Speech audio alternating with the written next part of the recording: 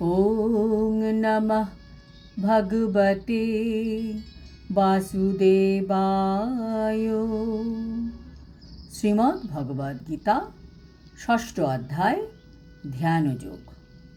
আজ আমরা ধ্যানযোগের ৯ নম্বর শ্লোকটি শুনব।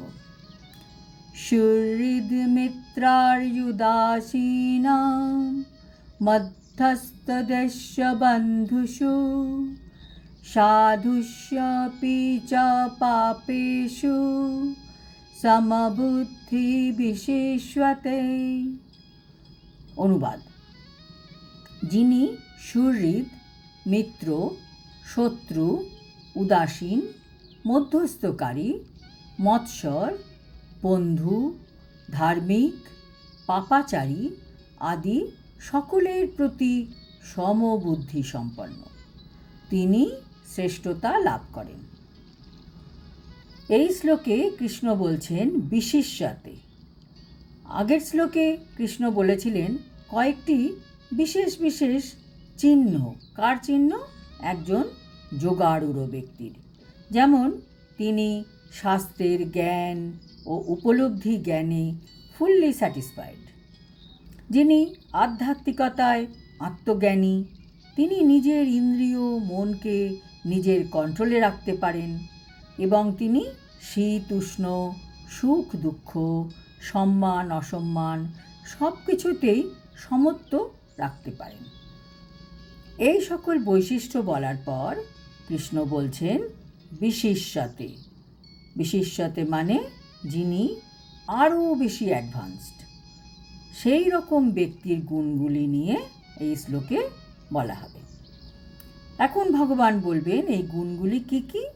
গুণগুলি হচ্ছে সুহৃদ। সুহৃদ মানে একজন স্বভাবত হিতাকাঙ্ক্ষী ব্যক্তি। আর মিত্র কে হয়? মিত্র হয় যিনি স্নেহবশত হিতকারী ব্যক্তি। আর উদাসীন, যিনি বিবাদের মধ্যেও নিরপেক্ষ থাকে। মধ্যস্থ, যিনি বিবাদ মীমাংসা করার চেষ্টা করেন। আর দেশ্য মানে হচ্ছে মৎসর। আর বন্ধুষু মানে বন্ধুরূপে। আর সাধুষু মানে সাধু বা ধার্মিক। আর পাপেষু মানে পাপী। ভগবান বলছেন যে এই রকম অ্যাডভান্সড ব্যক্তি এই সব সুহৃদ, মিত্র, শত্রু, উদাসীন, মধ্যস্থকারী, মৎসর, বন্ধু, ধার্মিক, পাপাচারী সকলের প্রতি সমান বুদ্ধি সম্পন্ন থাকেন। আগে যেমন বলা হয়েছিল যে যোগী ব্যক্তি মাটি, পাথর আর সোনা সকলকে একই ক্যাটাগরিতে গ্রহণ করেন। সেই ব্যক্তি যখন আরও আধ্যাত্মিকতায় উন্নতি করেন তখন তিনি এই রকম বিভিন্ন ধরনের মানুষের মধ্যে কোনোই পার্থক্য করেন না, সবাই তার কাছে সমান। সুহৃদ মানে হচ্ছে বন্ধু, যিনি অন্যের ভালোতে খুশি হন বা আনন্দিত হন। যেমন ভগবান কৃষ্ণ হচ্ছেন সব জীবাত্মার সুহৃদ। তিনি কোনো অবস্থাতেই কাউকেই ছেড়ে যাবেন না। সুহৃদ হচ্ছে প্রকৃত বন্ধু। আর মিত্র মানে যে আমাদের উপকার করবে, যার আমার প্রতি ভালোবাসা আছে, তাই সে আমার ভালো করার বা উপকার করার চেষ্টা করবে, সে হচ্ছে সোশ্যাল বন্ধু। আর আরি মানে কি? শত্রু, যে কারোর ক্ষতি চায়, সে বন্ধু নয়। যেমন অসংযমী মন হচ্ছে মানুষের শত্রু বা অরি।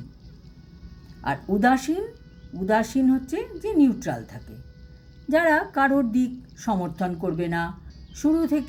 শুরুতে তারা তাদের মনের ঔৎসুক্যকে বজায় রেখে সব ঘটনা শুনবে বা জানবে, কিন্তু তারা কোনো ব্যাপারে মীমাংসা করার চেষ্টা করবে না।